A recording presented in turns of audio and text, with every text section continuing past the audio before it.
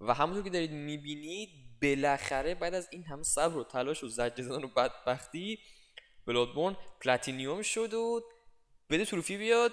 بده دیگه، اذیت نکن. چرا تروفی نمیده؟ بده تروفی پلاتینیوم. و بله، بلادبورن پلاتینیوم شد. و سلام بچه‌ها، چطورید؟ خوش اومدید به این ویدیو. من امیرعلی هستم و توی این ویدیو می‌خوایم بریم با هم دیگه بازی بلادبورن رو پلاتینیوم کنیم. خب شاید براتون سوال باشه چرا می‌خوایم بلادبورن رو پلاتینیوم کنیم. اگه تون باشه همین چند وقت پیش یه ویدیو یک سری در از سه پارته از DLC بازی رفتیم و یه آرپی کردیم توش و خیلی واقعا هم حال داد. و من افتادم دوباره دور پلاتینیوم کردن بازی و گفتم چه بازی پلاتینیوم کنم، یه بازی که هم ارسی پلاتینیوم باشه، هم خوب باشه، هم نه اونقدر آسون نه اونقدر سخت. بلادبورن به فکرم افتاد. خیلی پلاتینیوم باحالی بود و واقعا حال داد تو پروسش، ولی خب سختی خودش هم خیلی داشت.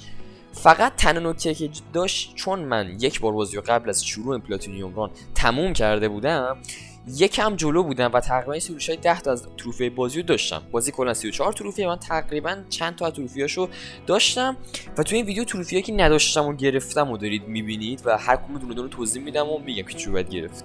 خب واسه اولین تروفی میخوام بریم سراغ تروفی دچویر، که واسه اینکه تروفی دچویر رو بگیرید شما باید بیاید توی اینجایی که دارید تو بازی میبینید و وارد آپر کاتدرال وارد بشید تا تروفی رو بگیرید. فقط نکته هم که داره اینه که حالا توی پلیتور عادی نمیگیریدش و یه جوری لند مخفی محسوب میشه.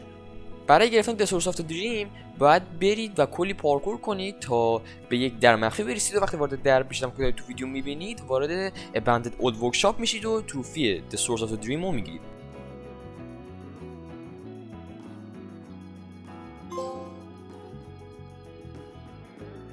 خب میرسیم یکی از سخت‌ترین تروفی‌های بلادبورن، یعنی یارنام پوتومریان کوین، که من واسه رفتن این تروفی نرفتم همه چلیسانجونی بازی رو برم تا این باس فایت رو بزنم و تروفی رو بگیرم، و خیلی راحت رفتم یه کد یوتیوب پیدا کردم و با همون کد فقط مستقیم رفتم این باس رو زدم و با این روش فقط یه چلیسانجون رفتم و اینا با رفیقام رفتم، چون واقعا تروفی خیلی سختیه و شما پیشنهاد می‌کنم همینجوری بریدش. یکی از تروفی‌های خیلی ساده که منطقاً تو پلیتور اول باید بگیریدش و من نگرفتم، نمیدونم چرا، لول 10 کردن یا لول مکس کردن یه وپنه که من نمیدونم چجوری نگرفته بودمش، ولی خب همونطوری دارید میبینید گرفتمش تو پلیتور دومم و خیلی ساده است. بعد یه وپنتون لول مکس کنید و اینم از این تروفی.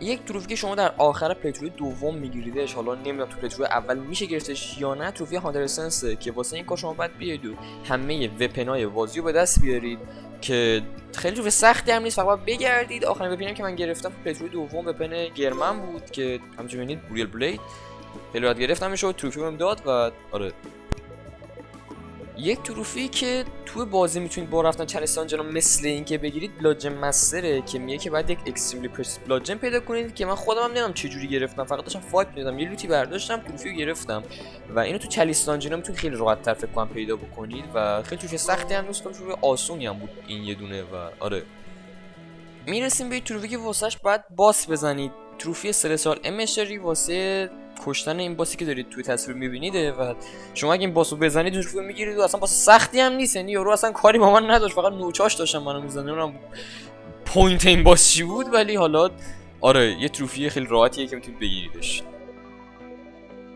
میرسیم به تروفی بعدی که بعد واسش باس بزنید، باس ابریتی یا دوتر آف کازموز، که شما با کشتن این باس این تروفی رو میگیرید و یه تروفی دیگه هم بهتون درس میده، ولی خب این تروفی اصلیشه که با کشتن این باس میگیرید.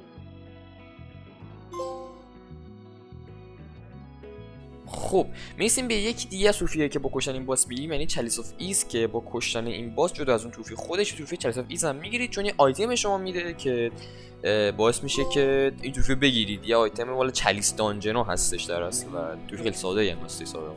خب میرسیم به تروفی دیگه، یعنی تروفی هانترز کرافت. برای این تروفی شما باید همه اسپیشال هانتر تولزا رو بگیرید که خیلی تروفی رو مخیه، چون تعدادشون زیاده و هی بعد برید این ور اون ور مپ رو بگیرید. و منم این آخری گرفتم، آخرش هم تازه مردم، حالا تو ویدیو نیافتاده ولی آخرش که گرفتم فرنزی شدم، یارو هم گربم کرد و منو کشت.